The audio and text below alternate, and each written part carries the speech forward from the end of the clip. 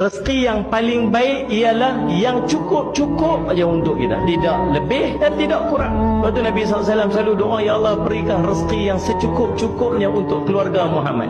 Kita punya doa apa? Ya Allah bagi rezeki melimpah ruah. Itulah kita. Walhal yang cantik, yang baiknya ialah yang cukup-cukup ya untuk kita. Seorang dia pergi jumpa dengan bapak dia. Bapak dia kata, buatkan kopi, bawa gula.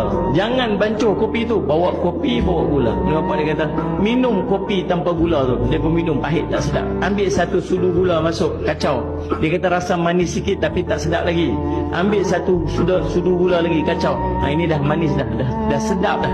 Ambil satu gula lagi, masukkan. Oh dah terlebih manis dah. Ambil satu gula lagi, dah terlampau manis dah. Ambil satu gula lagi, dah terlebih manis dah, tak boleh minum. Itulah rezeki. Itulah harta.